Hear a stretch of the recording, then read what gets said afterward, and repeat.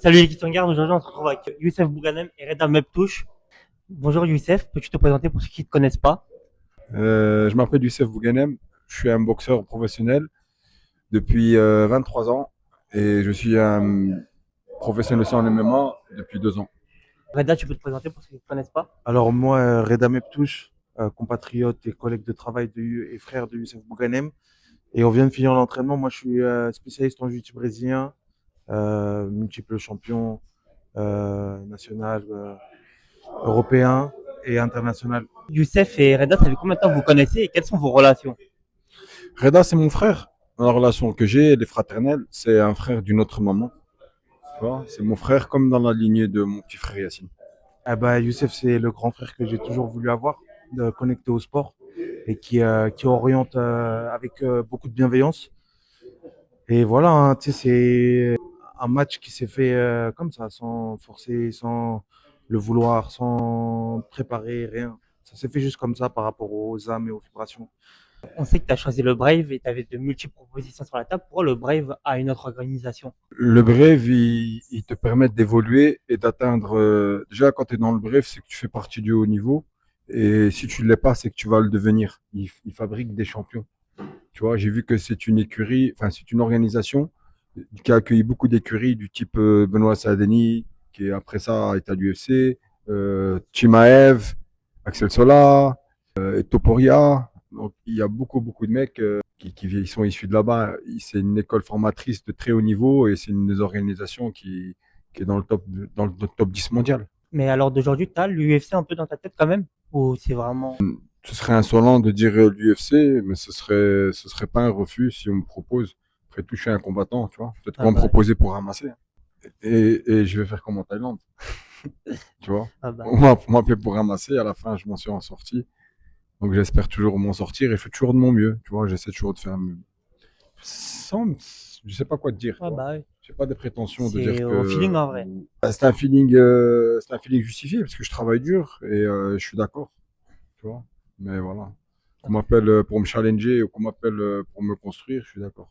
Et est-ce que tu as des objectifs à court ou long terme malgré ton âge dans le MMA ou c'est vraiment tu fais combat après combat et Écoute, c'est ma profession.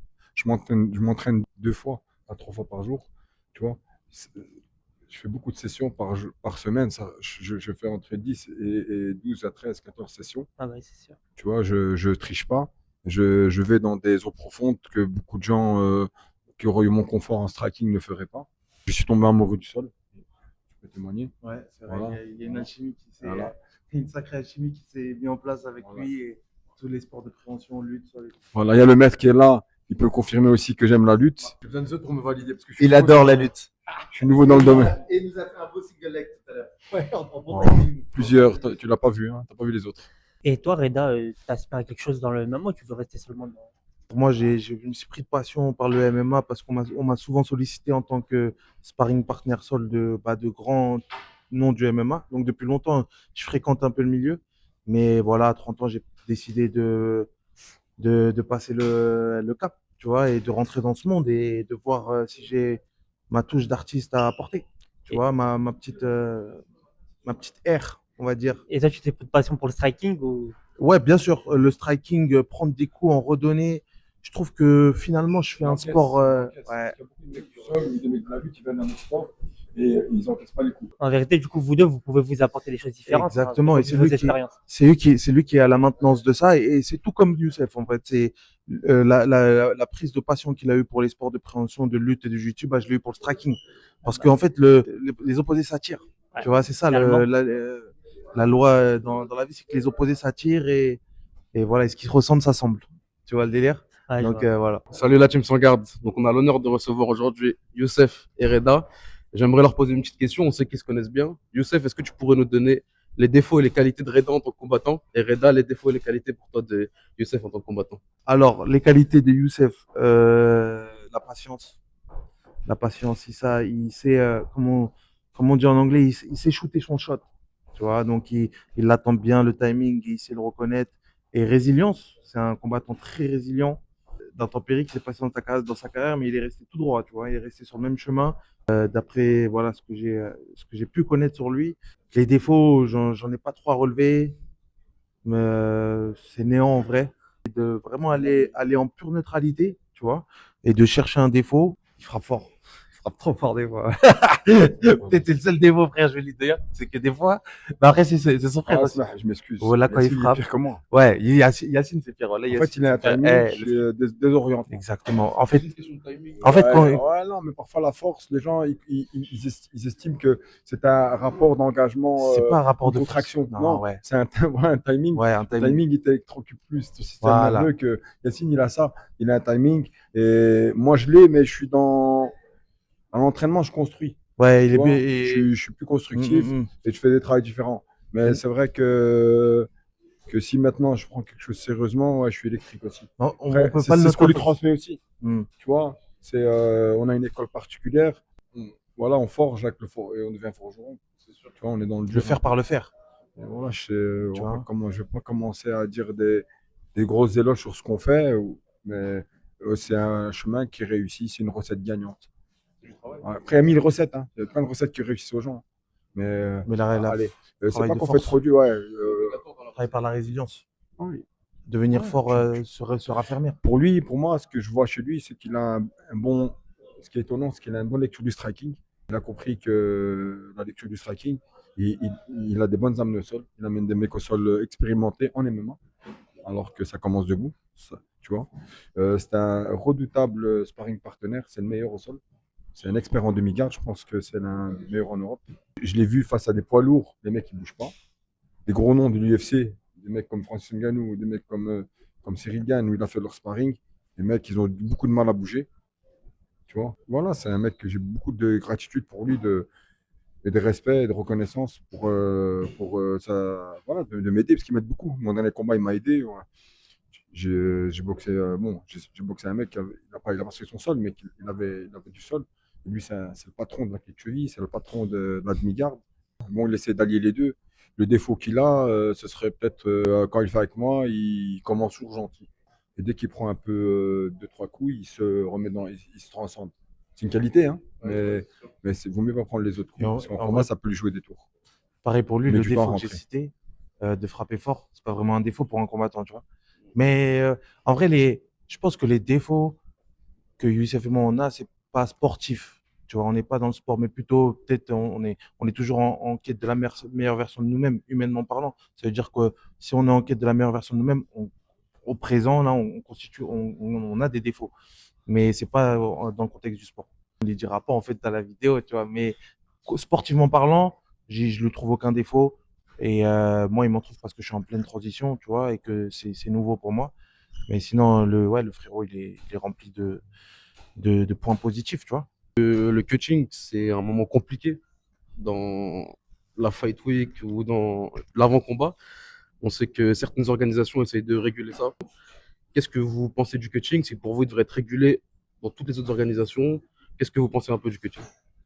Ça fait partie du sport. Si les gens ont le sacrifice de le faire et qu'ils y arrivent et que le jour du combat, ils arrivent à gagner, il faut l'accepter. C'est à partir du combat.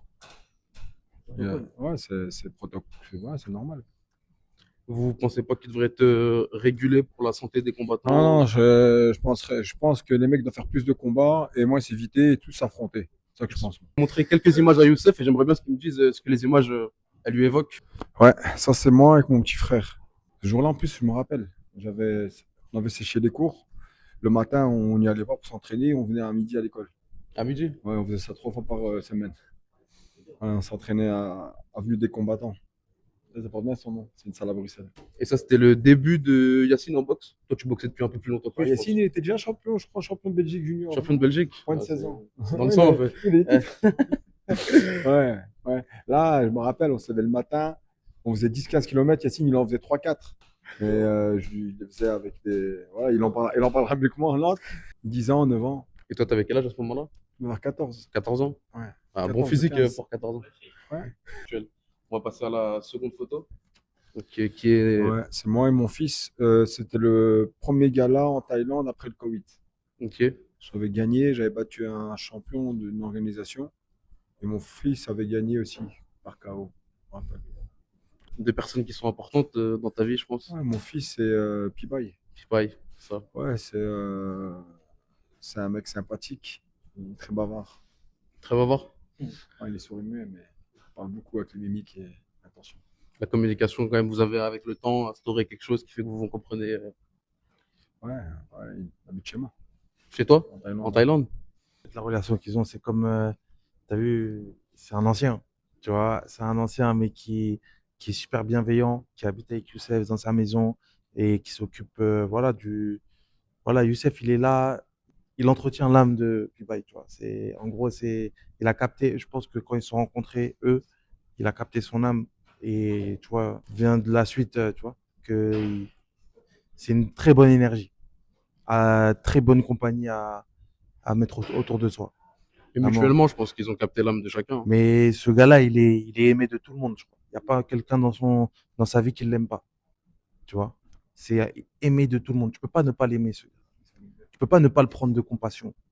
Tu vois, il est là, il te voit arriver à la scène, il te voit. Moi, tu sais, je viens de faire mon camp chez la Bouganem Team, tu vois. Je viens de partir 15 jours en striking. On s'est tué, tu vois. On s'est tué pour vraiment, tu as vu, passer la fièvre des coups, envoyer, tu vois, prendre cette résilience, prendre cette conversation qui est le Muay Thai, tu vois, cette danse de guerrier, tu vois. Et j'ai été là-bas et frère, chaque entraînement, je me réveillais le matin, j'y allais. Tu vois le sourire de ce gars, tu vois, il t'accueille. Tu as envie d'envoyer, tu vois, tu as envie d'envoyer, c'est tout, parce que il te facilite l'entrée dans son pays, tu vois. Il te facilite Ouais, bah, ça fait l'hospitalité, plaisir. tu vois. Et franchement, c'est un gars en or. Et toi qui es parti donc récemment t'entraîner en Ouais. Thaïlande pour peaufiner, ajuster ton striking, est-ce que tu as vu une différence au niveau des entraînements avec la France, quelque chose qui t'a marqué? Non, frère. Rien à voir? C'est le jour et la nuit. Il y a trois mondes, entre même voire plus. Et entre le striking français et le striking là-bas purement en Thaïlande. Mais après, attention, hein, on est des bons boxeurs thaï en France. Hein. Tu vois les noms qui sortent. Hein. En France et en Belgique, tu vois, les boxeurs francophones sont des bons boxeurs thaï de base. Depuis Danny Bill, et, tu vois, RMC Boxing et tout ça, tu vois, c'est Dida, tout ça, c'est l'ancienne génération. Tu vois, on est connus, la France, la Belgique, on est connus. Et le Maroc en question et le Maghreb, les boxeurs maghrébins, on est connus. L'Algérie et les boxeurs maghrébins, on est connus pour en voyant en kick, en voyant en boxe, en Muay Thai, en voyant tout ça. Et moi, t'inquiète pas, j'arrive maintenant. Ah bah, on attend ça avec, Ça, on va voir. on attend ça avec impatience. J'aimerais bien que, pour conclure, chacun votre tour, si vous pouvez juste donner un conseil à quelqu'un qui voudrait aspirer à une carrière de combattant, que ce soit en MMA, en Muay Thai ou en sol, en grappling, etc. Donc, Déjà, il faut aimer ce que vous faites. Je sais vos disciplines. Et le problème, c'est que vous n'allez pas aimer tous les jours vous entraîner. C'est la discipline qui va vous pousser à y aller. Il faut avoir une discipline. Il faut aimer la discipline. Il faut aimer. Je dis pas qu'il faut aimer l'uniforme et être un militant dans sa tête, mais il faut faire ce qui est à faire quand il faut le faire et pas penser à autre chose et répéter. Et même si aujourd'hui ça va pas bien, plus tard, le lendemain, parfois ça va un peu mieux. Et après, à chaque fois, tu vas évoluer, tu rencontreras une épreuve. Mais il n'y aura jamais une épreuve qui sera au-dessus d'une autre que tu ne pourras pas surmonter. Donc, il faut être courageux, même quand tu es blessé. Voilà, c'est ce que je pense. Il faut être patient et il faut être discipliné. Et moi, je veux rejoindre ce qu'il a dit. Soyez pas obsédés par le résultat. Soyez obsédés par ce qu'il y a à mettre en place pour obtenir le résultat. Donc voilà, ça rejoint un peu ce qu'il dit. Voilà, ne vous figez pas à être obsédé par le résultat parce que le résultat, ça fige les gens, ça les bride. Remettez ça à quelqu'un, une force, les cieux, ce que vous voulez, et concentrez-vous à ce qu'il y a à mettre en place pour obtenir le résultat voulu. merci beaucoup de nous avoir reçus aujourd'hui, Youssef et Reda. C'est un plaisir pour nous.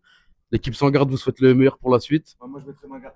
Pour votre, merci beaucoup pour ta transition, ton Reda et Youssef pour la suite.